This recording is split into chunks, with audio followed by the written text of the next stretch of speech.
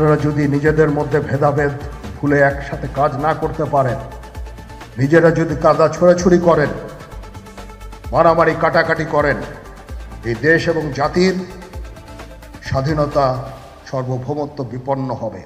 সেনাবাহিনী প্রধান জেনারেল ওয়াকরুজ্জামান দেশবাসীকে ঐক্যবদ্ধ থাকার আহ্বান জানিয়ে বলেছেন, ভেদাভেদ না করে একসঙ্গে চলতে হবে।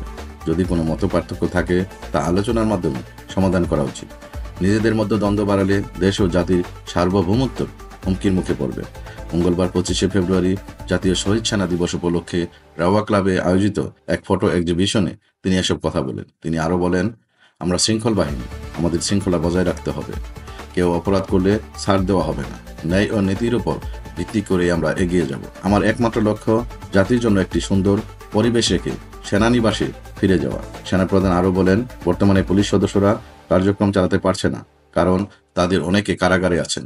র্যাব ও বিজিবির মধ্যে আতঙ্ক কাজ করছে।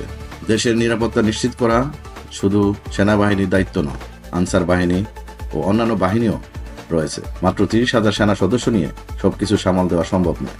বর্তমানে এক ধরনের অরাজকতা পরিস্থিতি চলছে, যেখানে অপরাধীরা সুযোগ নিচ্ছে। সবাইকে ঐক্যবদ্ধ থাকার আহ্বান জানিয়ে তিনি বলেন, নিজেদের মধ্যে বিভক্তি সৃষ্টি করলে দেশ ও জাতির সার্বভৌমত্ব ঝুঁকির মুখে পড়বে। আমি আগেই সতর্ক করে দিচ্ছি, পরে কেউ বলতে পারবেন না যে জানানো হয়নি। সেনাবাহিনীর উপর আক্রমণ বন্ধ করুন, আমাদের সাহায্য করুন, আক্রমণ নয়। নির্বাচন প্রসঙ্গে তিনি বলেন, আমরা নির্বাচনের দিকে এগিয়ে যাচ্ছি। আমি 18 মাসের একটি সময়সীমার কথা বলেছিলাম এবং আশা করছি ডিসেম্বরের মধ্যেই একটি সুষ্ঠু ও নিরপেক্ষ জাতীয় নির্বাচন অনুষ্ঠিত হবে।